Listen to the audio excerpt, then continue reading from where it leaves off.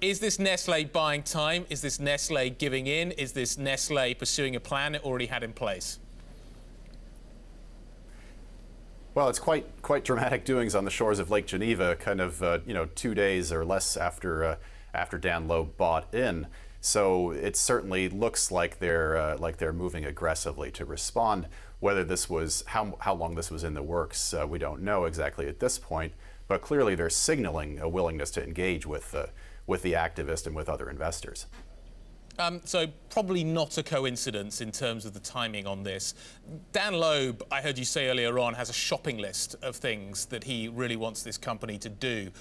He said it was rare to find a company of this scale that had so many opportunities to make changes. Is that the reason why we're seeing this? And do you think some of the other changes we're seeing being announced address some of those concerns as well? That's right. Dan Loeb wants them to do something with the L'Oreal stake they have. He wants them to take on more debt, do more dramatic buybacks, and other steps. So far, no indication on that. Certainly on the L'Oreal stake, and they did hint though that there might be M&A on the horizon after this, as this buyback proceeds. So I don't think we've seen the last word from Nestle.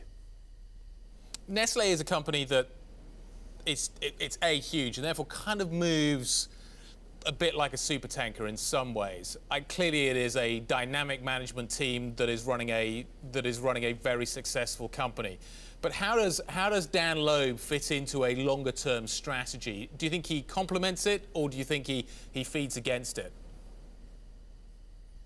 Well, there's certainly a view in some parts of the market that his view or his buying in kind of complements the approach that the new CEO at Nestle, Mark Schneider, who took over this year, that he's already got a pretty big agenda that he wants to pursue, and having an activist there doesn't actually undermine that agenda, perhaps.